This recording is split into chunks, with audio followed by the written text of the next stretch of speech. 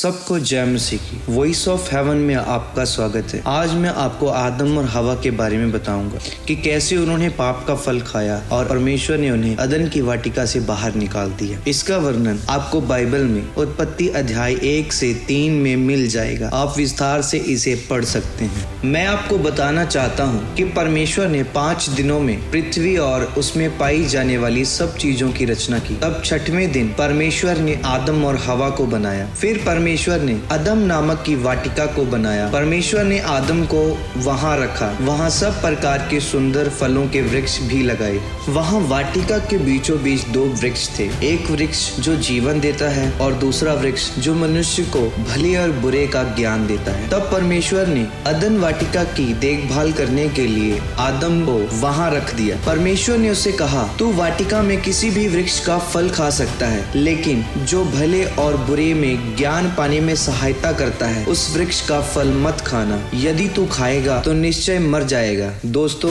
यहाँ पर हम देखते हैं कि परमेश्वर ने इन्हें पहले ही बता दिया था कि अगर उस पेड़ का फल खाओगे तो तुम निश्चय मर जाओगे। परमेश्वर ने आदम और हवा को स्वतंत्र इच्छा दी थी, पर आदम और हवा ने इस स्वतंत्र इच्छा का गलत फायदा उठाया। आइए देखते हैं। मैं आपको बताना चाहता हूँ कि ये कहानी उस प्रश्न का उत्तर देती है जो बहुत से लोग पूछते हैं, यदि परमेश्वर ने सब कुछ अच्छा बनाया तो फिर संसार में बुराई क्यों आई। परमेश्वर आदम और हवा को हमें भी प्रसन्न देखना चाहता है। आपको पता है, सच्ची प्रसन्नता उन्हीं के लिए है जो परमेश्वर का वचन सुनते और मानते हैं, और ये कहानी हमें बताती है। और जब हम परमेश्वर की आज्ञाओं पर नहीं चलते तो उनके परिणाम कैसे होते हैं, आगे देखते हैं। दोस्तों, सांप परमेश्वर द्वारा बनाए गए सभी जानवरों में से चालाक जानवर था, और शैतान, जिसे लूसीफर भी कहते हैं, वह सांप के रूप में हवा के पास आया और कहा, क्या परमेश्वर ने सच में तुमको इस वाटिका के किसी भी वृक्ष का फल खाने से मना किया है? तब हवा ने कहा, हम वाटिका के किसी भी वृक्ष का फल खा सकते हैं, लेकिन जो वाटिका के बीचों बीच वृक्ष है उसका फल नहीं खा सकते। यदि हमने वो फल खाया तो हम निश्चय मर जाएंगे। तब शैतान ने हवा से कहा, नहीं, ये सच नहीं है। परमेश्वर ने तुम्हें ये फल इसलिए खाने से मना किया है, अगर तुम इस फल को खाओगे तो तुम परमेश्वर के समान हो जाओगे। इसीलिए परमेश्वर नहीं चाहता था कि तुम परमेश्वर के समान हो जाओ। उसने कहा कि परमेश्वर नहीं चाहता तुम भले और बुरे को समझने लगोगे। मैं आपको बताना चाहता हूँ कि परमेश्वर ने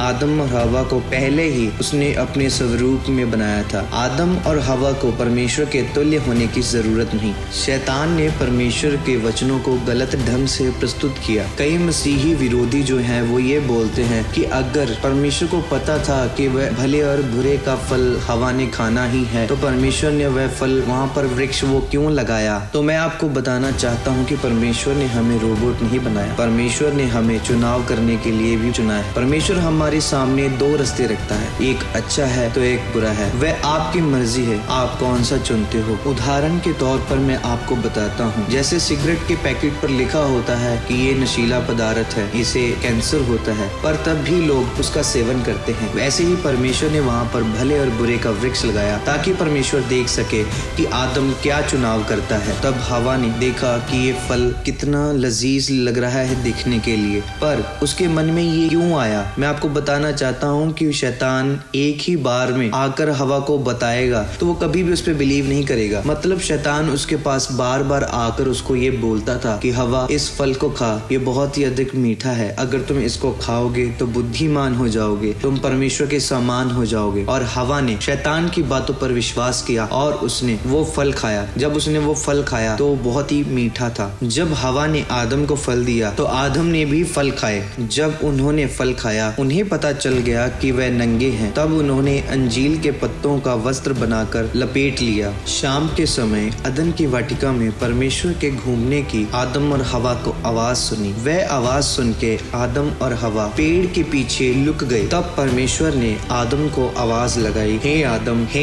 तू कहाँ है? तब आदम ने कहा, हे परमेश्वर, मैंने तेरे अदन वाटिका में घूमने की आवाज सुन ली और मैं डर के मारे छिप गया क्योंकि मैं नंगा था। तब परमेश्वर परमेश्वर ने कहा कि किसने तुझसे कहा कि तू नंगा है? क्या तूने वह फल तो नहीं खाया जिससे मैंने तुझे मना किया था? तब आदम ने कहा कि जिस स्त्री को तूने मुझे साथ दिया है उसी ने मेरे को वो फल दिया और मैंने ये फल खाया है। तब परमेश्वर ने हवा से कहा कि तूने ऐसा क्यों किया? तब हवा ने कहा कि सांप ने मुझे बहका दिया। तब परमेश्वर ने सांप को कहा कि सब जातियों के जानवरों में से तू ही श्रापित होगा, तू पेट के बल चलेगा, तू जीवित रहेगा और मिट्टी चाटा करेगा। मैं तेरे और मनुष्य के बीच में बैर पैदा करूंगा, स्त्री की संतान और तेरी संतान आपस में शत्रु होंगे, उसका वंशज तेरे सिर को कुचल डालेगा, तू उसकी एड़ी को डसेगा। तब परमेश्वर ने आदम और हवा को भी श्राप दिया और कहा कि तुम दोनों कष्ट उठाओगे। तब परमेश्वर ने आदम और हवा के लिए जानवर के खाल के कपड़े बनाए और उन्हें पहनाए। परमेश्वर ने कहा आदम और हवा को कि तुमने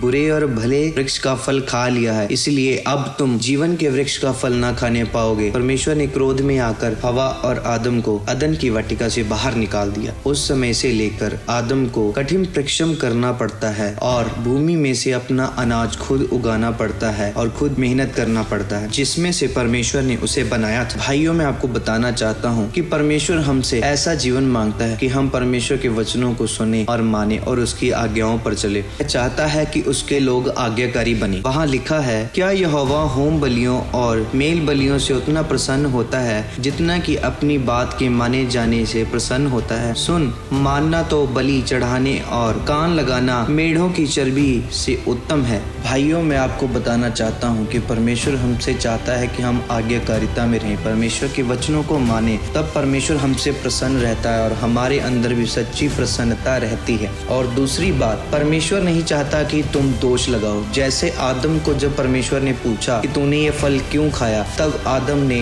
हवा पर दोष लगाया। जब परमेश्वर ने हवा से पूछा, हवा ने सांप के ऊपर दोष लगाया। आदम और हवा ने अपनी गलती नहीं मानी, परंतु उन्होंने अपनी गलतियों के लिए एक दूसरे को दोषी ठहराया। बाइबल हमें सिखाती है, नीति वचन 28 अध्याय के 13 में लिखा है, जो अपना अपराध पा रखते हैं उसका कार्य कभी सफल नहीं होता, परंतु जो उसको मान लेते हैं और छोड़ भी देते हैं उन पर दया की जाएगी। यहाँ पर मैं आपको बताना चाहता हूँ, अगर आदम अपनी गलती को मान लेता तो परमेश्वर का न्याय कुछ और होता। अगर आपको इस वचन से, इस वीडियो से आशीष मिली है तो चैनल को सब्सक्राइब कर दीजिए और शेयर जरूर कीजिए, कमेंट भी कीजिए कि आपको ये वीडियो कैसे लगी। सबको जय मसीह की। God bless you.